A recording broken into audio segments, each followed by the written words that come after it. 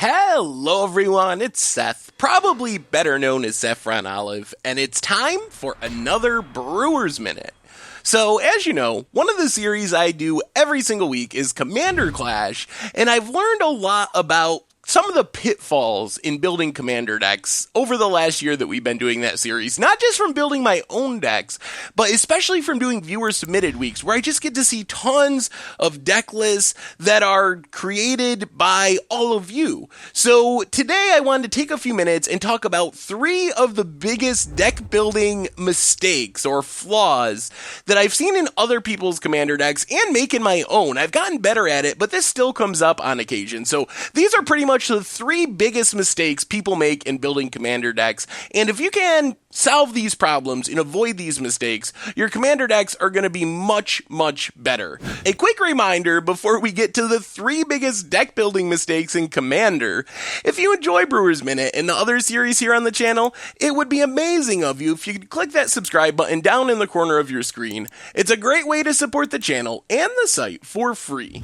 So let's talk building commander decks. So mistake number 1 is really painful and very common, and that's decks just don't contain enough mana. And this can mean 2 things. First off, people a lot of times just don't put enough lands in their deck. It's easy to want to put more cool cards in your deck, but when you consider that 40 lands in Commander is the equivalent of 24 lands in a 60 card standard or modern deck, when you play 35 lands, 34 lands, 36 lands, you're bound to run into trouble, especially considering that Commander has a higher curve a lot of times than standard or modern or those formats. So for me, the target is at least 38 lands. I think the one time I've played less than that was when I was playing White Weenie, where everything was 1 or 2 mana and I played like 30 lands. But a typical commander deck, I'm shooting for at least 38 lands, sometimes up to 40 lands. And then part 2 of not enough mana is people sometimes don't play ramp. So they put enough lands in their deck. You got 38 lands, which is great. You got 39 lands, which is great, but you just don't play any mana rocks. You forget the mana rocks, instead play more sweet creatures and spells, but mana rocks are super important in an expensive format like Commander, where you're casting 6 drops and 7 drops and 8 drops, and something Tomer told me one time that has really stuck with me is he shoots for 50% of his deck to produce mana. So if you have 100 cards, he wants 50 of those producing mana, and I shoot for slightly below that. So I usually have about 38 lands and maybe 8 to 12 mana rocks, depending on the deck, depending on how expensive it is, but don't forget the mana rocks and shoot for somewhere around half of your deck making mana, because one of the most painful things in Commander is to be mana screwed. Everyone else is playing lands, playing magic, and you're sitting there and not doing anything because you don't have the mana to cast your stuff. So number 1, make sure to play enough lands in your deck. Number 2 is decks get too focused on their theme, and as a result, they don't play any interaction or answers. So let's say you're building Cat Tribal. It's pretty easy to search up cats, put whatever, 50 mana sources or whatever percentage we just talked about in your deck, and just put the rest of your deck 100% cats. And that's awesome. And if you want to build a funny meme deck, that's fine. That's awesome if you want to do that for fun.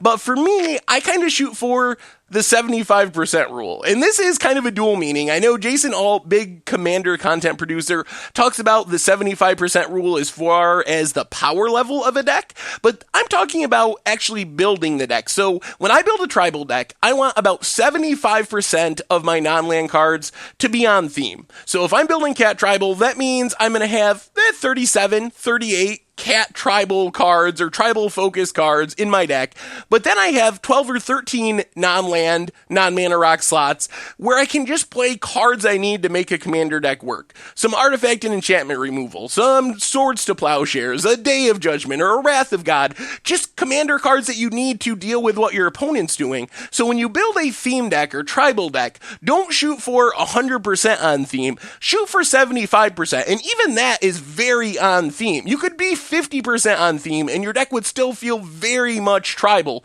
Because when you think about it, when you sit down to play, if your opponent is playing a tribal deck or a theme deck and they casted Wrath of God, you don't think, oh, that's not on theme. You think, oh, that's a card you need for Commander. And as long as half of the cards, or 75% for sure, are hitting that theme, your deck is still going to feel like it's hitting the theme that you want it to be. So make room for some just good cards in your deck, even if they don't 100% hit the theme of your deck. Lastly, we have make sure you make room for card advantage. And this kind of fits under number 2 to some extent. If you're building on the 75% on theme rule, make sure that some of your 25% cards are going to generate card advantage. And in some colors, this is easy. You just play things that say draw a card. Repeatable card draw effects are even better, but you can make do with other things as well. Getting stuff back from your graveyard. Endless Horizons we played a while ago in white.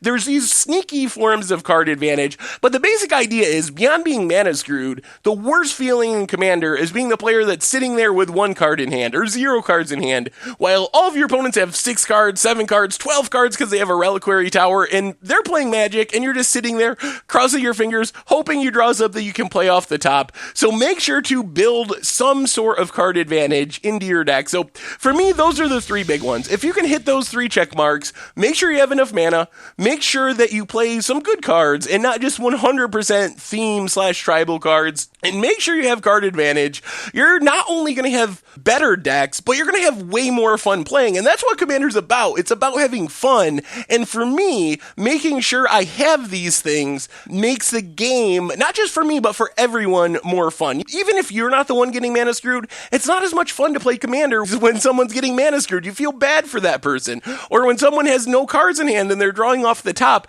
So it makes the game more fun for the entire play group when everyone kind of hits these check marks, because it makes an interactive, fun, interesting game of Commander. So doing this is important not just for yourself, but for everyone in your playgroup. So it's kind of altruistic in a way as well. So anyway, that's our 3 biggest mistakes in building Commander decks. Hopefully this was helpful. Thank you very much for watching the video, and I will talk to you soon. Thanks for watching the video. If you enjoyed it, help us out by clicking that like button down below. And to keep up on all the latest and greatest, click that subscribe button. And don't forget to hit that bell icon to get alerts whenever we have new videos. And if you want to, check out some of our other sweet videos here and here.